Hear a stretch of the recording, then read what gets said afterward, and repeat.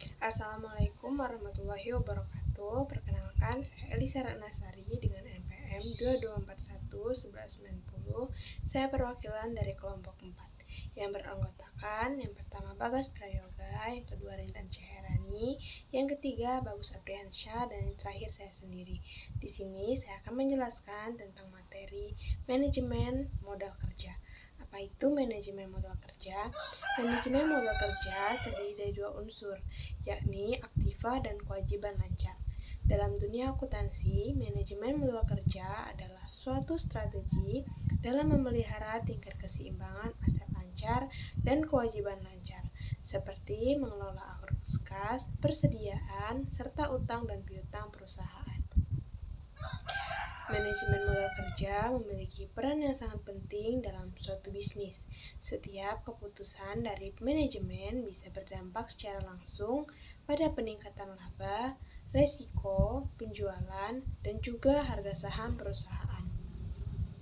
Hal tersebut berhubungan langsung dengan penjualan yang meningkat serta dana yang diperlukan untuk biaya aktiva lancar.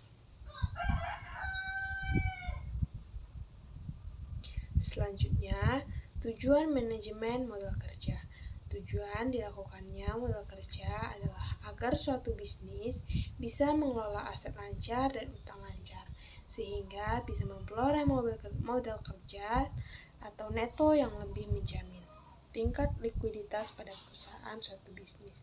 Aktiva lancar ini bisa berbentuk kas, sekuritas, piutang, persediaan, dan juga pendanaan yang diperlukan untuk mendukung aset lancar. Tujuan modal kerja antara lain sebagai berikut. Yang pertama, memenuhi laba ataupun rugi suatu bisnis. Yang kedua, memaksimalkan dana dari pemilik saham arena mempunyai rasio keuangan yang lebih positif, mampu menghargai modal kerja agar pembayaran kebutuhan bisa dilakukan secara tepat, mampu melindungi perusahaan dan dari terjadinya krisis modal kerja. Selanjutnya yaitu konsep modal kerja. Yang pertama, konsep kuantitatif. Konsep kuantitatif pada manajemen modal kerja adalah pada kuantitas ataupun jumlah biaya yang terdapat dalam unsur aktiva lancar. Aktiva lancar juga mempunyai dana yang berputar kembali dalam waktu yang cenderung lebih pendek ataupun dalam bentuk semulanya. Jadi, modal kerja dalam konsep kuantitatif adalah seluruh jumlah dari aktiva lancar milik perusahaan. Modal kerja dalam makna ini juga dikenal dengan modal kerja bruto. Yang kedua yaitu ada konsep kualitatif. Pada konsep kualitatif sendiri hanya berkaitan dengan jumlah aktiva lancar saja. Bahkan dalam konsep kualitatif ini, modal kerja sangatlah berkaitan dengan jumlah utang lancar ataupun utang yang pembayarannya harus segera dibayarkan. Untuk itu, bagian aktiva lancar harus tersedia agar bisa membiayai kewajiban finansial perusahaan yang harus dilakukan. Tidak boleh digunakan untuk membiayai operasional perusahaan. Tujuan utamanya adalah agar pihak perusahaan mampu menjaga tingkat likuiditasnya. Modal kerja kualitatif pun sering disebut dengan modal kerja neto. Selanjutnya, konsep fungsional. Dasar utama dalam konsep fungsional adalah biaya tersimpan sebagai modal dan juga sebagai dana yang dikeluarkan mempunyai fungsi dalam memperoleh pendapatan bisnis. Konsepnya sebagai biaya akan digunakan agar bisa menghasilkan pendapatan dalam periode akuntansi atau biaya yang disebut dengan current income. Sebagian biaya lain juga digunakan dalam periode akuntansi ini, namun tidak semua dana tersebut digunakan agar bisa mendapatkan current income.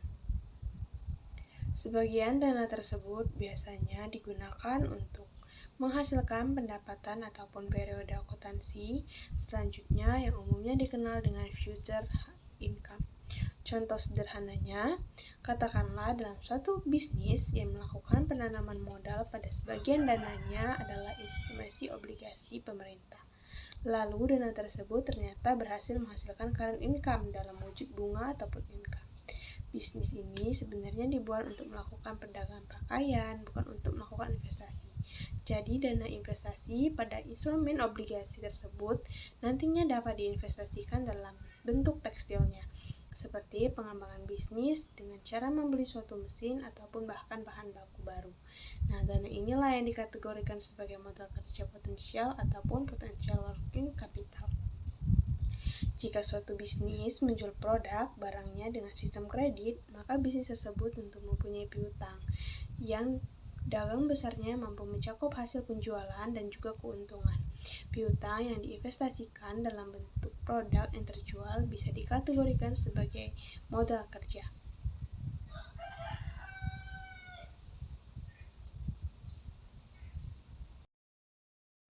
Selanjutnya, penentuan modal kerja.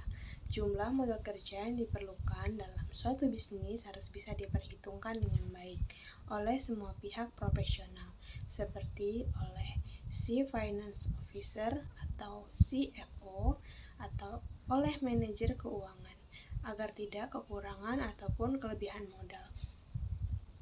Modal biasanya mengalami perubahan karena terjadi perubahan penjualan. Contohnya, jika mengalami peningkatan penjualan, maka modal kerja pun akan turut membesar. Namun, jumlah modalnya akan tergantung pada setiap aset lancar. Biasanya, jumlah keperluan modal kerja dalam suatu bisnis sangatlah tergantung pada dua hal, yaitu jumlah operasi pokok atau penjualan, serta perputaran modal kerja.